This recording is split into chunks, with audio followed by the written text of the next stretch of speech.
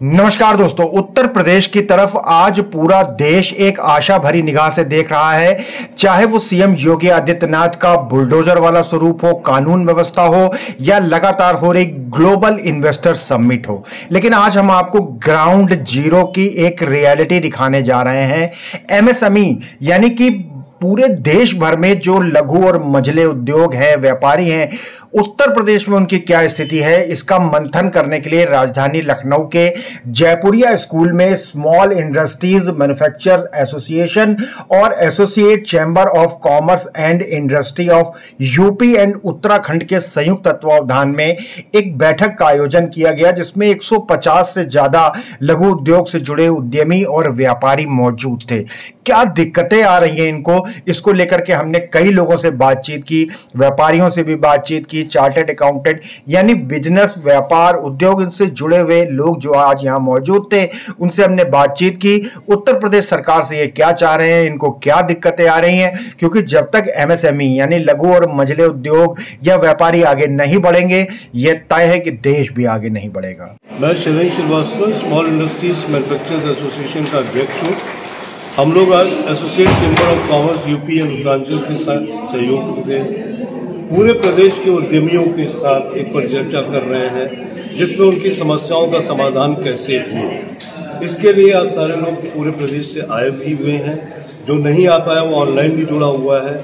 इसमें UP invest और उद्योग बंधु के अभिषेक प्रकाश जी आईएएस ने अपने ऑफिशियल्स और नोडल टीम को भेजा हुआ है, जिनके समक्ष अपनी समस्याओं को हम रखेंगे। आपके इस चैनल के माध्यम से मैं निवेदन करूंगा कि उद्योग बंधु एक ऐसा प्लेटफॉर्म है जहां उद्यमी अपनी समस्याओं को रखता है। उसकी जवाबदेही फिक्स करने के बाद, जब तक जवाबदेही फिक्स नहीं होगी तब तक एक निस्तारण नहीं होगा और छोटे कुटीर और स्मॉल उद्योगों का कोई लाभ नहीं होगा। सरकार नीतियां तो लाती है, निवेश लाती है, लेकिन वो निवेश संभव होगा कैसे? हम इतने बड़े हैं, मतलब इतनी बड़ी संख्या में है, सबसे ज्यादा रोजगार देने वाले हम लोग हैं। हमारी दुर्दशा हो रही, ना सड़क है, ना बिजली है, ना हमारे पास धंधा है, हमारे पास फाइनेंशियल प्रॉब्लम्स हैं और हम अपनी बात को रखने के लिए असमर्थ हो रहे हैं। इसके लिए हम लोगों ने शुरुआत की है।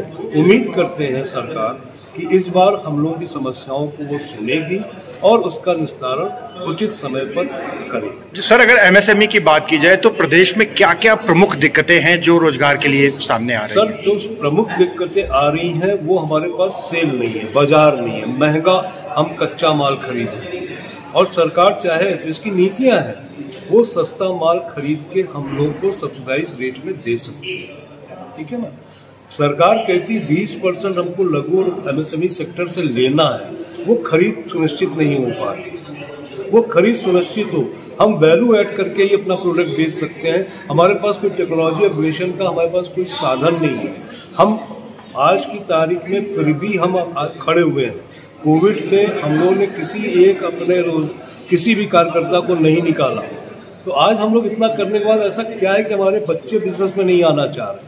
उनका समस्याओं का समाधान हमें ढूंढना होगा। ये ऐसा ना हो कि कानपुर, जिसको मैनचेस्टर कहा जाता था, आज सारे उद्योग यहाँ से पलायन कर गए, जो कि यहाँ पे संभावनाएं बहुत है। कंज्यूमर स्टेट है, यहाँ पे अगर हमको सुविधाएं देनी सरकार शुरू कर देगी तो जितना भी निवेश ये ला रहे हैं, क्योंकि हम लोग true ambassador of the society हैं, अगर हम खुश नहीं हुए तो निवेश कैसे आएगा? इसके लिए हम उम्मीद करते हैं सरकार हमारे इस उद्योग बंधु के प्लेटफॉर्म को स्ट्रांग करेगी और समय सीमा तय करेगी, जिससे हम अपनी समस्याओं का निस्तारण पा सकें। हमारे लिए जो नीतियां बनी हैं, हम अपने प्रदेश में पहले स्टेट प्रेफरेंस होता था, पहले डीआई रेट कॉन्ट्रैक्ट होता था। आज बाहर के उद्यमी आके यहाँ पे सफल हो रहे हैं, हमारे जैसे उद्यमी यहाँ पे परेशान हो रहे हैं, क्योंकि आपने उस पॉलिसीज को ध्यान नहीं दिए।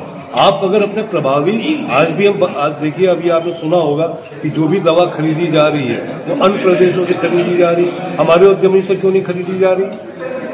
ये समस्या है। सर, जैसे अभी हाल में इन्वेस्टर समिट हुआ और ये जो बड़े बड़े उद्योगपति आए थे, उन्होंने कहा कि हम प्रदेश के एमएसएमई को बढ़ावा देंगे, तो क्या उनकी तरफ से कोई आश्वासन या कोई पहल हुई है? अभी तक कोई पहल नहीं। अब आप ऐसे अंदाजा लगा सकते हैं, स्कूटर इंडिया बंद होने के बाद या आपका चिन्हट में अगर आप जाते हैं तो टेल्को एक बहुत बड़ी इंडस्ट्री है, आज ने प्रोडक्शन आधा कर दिया, तो जो उद्यमी करोड़ों रुपए कर्जा लिए थे वो उनका क्या होगा?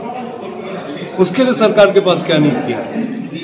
तो सरकार को बंद हुए उद्योग को कैसे बचाया जाए, उसके लिए कितने इंस्टीट्यूट हैं जिनके पास टेक्नोलॉजी, लेटेस्ट टेक्नोलॉजी पड़ी हुई है, उन टेक्नोलॉजी को हम उद्यमियों को दें जिससे कि हम अपने मतलब उद्यम को और बढ़ा सकें। मैं Laxmikant Jhunjhunwala, president associated chamber of commerce Uttar प्रदेश।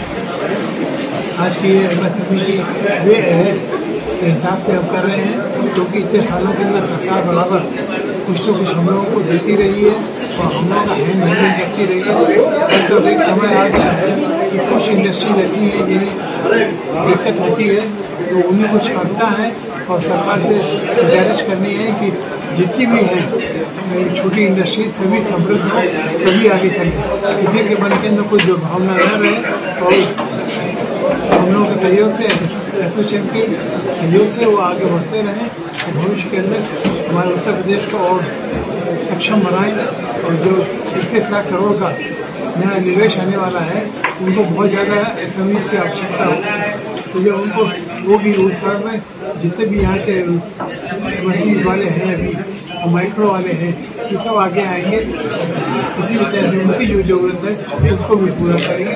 मैं यही समझता हूँ कि बहुत अच्छा भविष्य है हमारे MSMEs का इस उत्तर प्रदेश।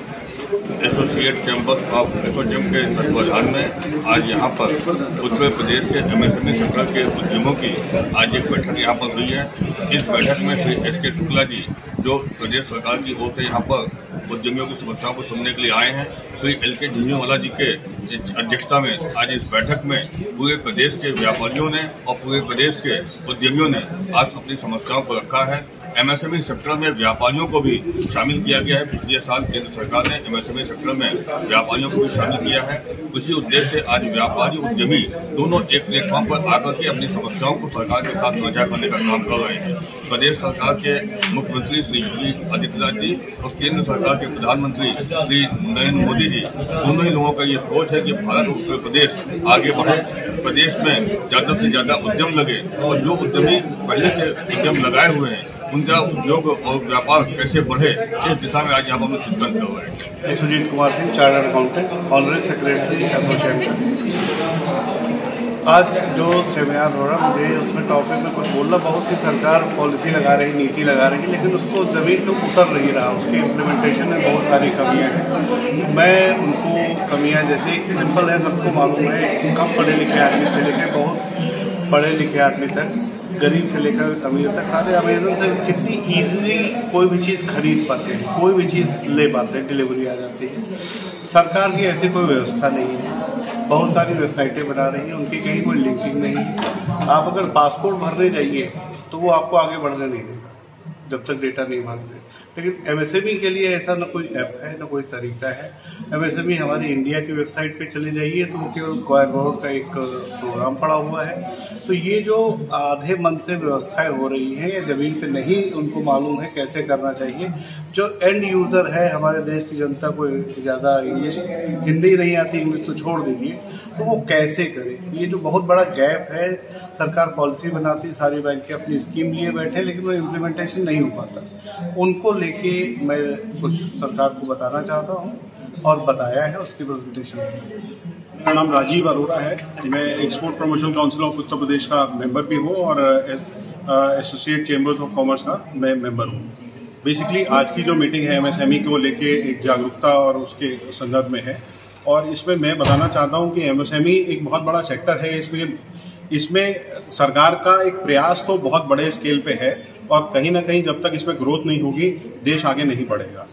इसमें बहुत सारे ऐसे ड्रॉबैक्स हैं जिसमें मैं थोड़ा सा हाईलाइट करना चाहता हूँ। देखिए, जब आप सरकार एक फैक्ट्री लगाने के लिए इंडस्ट्रीज को प्रमोट करती है, बहुत सारी चीजें उनको सुविधाएं देती है, बहुत सारी चीजें उन्होंने दी हैं। मैं कहता हूं कि एक शुरुआत से लेकर एंड तक फैक्ट्री लग गई, इंडस्ट्री लग गई।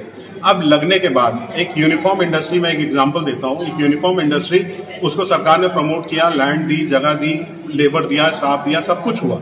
एक लगने के बाद सरकार, अब बायर कहां से आएगा? सरकार ने योजनाएं लाई, क्योंकि बायर भी कहीं, कंज्यूमर को भी कहीं से आना पड़ेगा, सभी इंडस्ट्री को हैंड इन हैंड सपोर्ट मिलेगा। अब सरकार ने कहा कि स्टेट गवर्नमेंट ने कहा कि हम यूपी के जितने भी प्राइमरी स्कूल्स हैं या मान लीजिए जितने भी हैं, उनमें हर बच्चे को हम एक स्वेटर देंगे।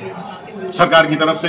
अब देखिए, एक जिले में, यूपी में एक तो 80-85 जिले मान लीजिए, एक जिले में 2 लाख, 2.5 लाख, 3 लाख बच्चा है, एक बच्चे को 2 स्वेटर मिलनी है या उसके लिए सरकार ने 200 रुपए का बजट दिया। अब जब इसकी खरीद का सिस्टम क्या है कि जेम पोर्टल से ही खरीद सकते हैं। अब जब जेम पोर्टल पे हम आते हैं तो बहुत ही टेक्निकल पोर्टल है जिसमें इतना ईज है नहीं जितना सरकार समझती है। सरकार ने ये पोर्टल बनाया किस लिए? इसलिए बनाया कि आप जाइए और जेम पोर्टल पे economical best to best rate पे गवर्नमेंट ऑफिशियल्स को मिल जाएगा, भ्रष्टाचार मुक्त होगा। लेकिन ऐसा है नहीं। आज की डेट में जब जेम पोर्टल पे जाते हैं तो पहले ही सारी सेटिंग हो जाती है जेम पोर्टल पे विद अपलोड होने से पहले। आप ये समझ लीजिए कि जब तक सारा एंड टू एंड सरकार की नजर नहीं होगी इसके ऊपर, ये एक्चुअली ईज नहीं बल्कि और टफ हो गया।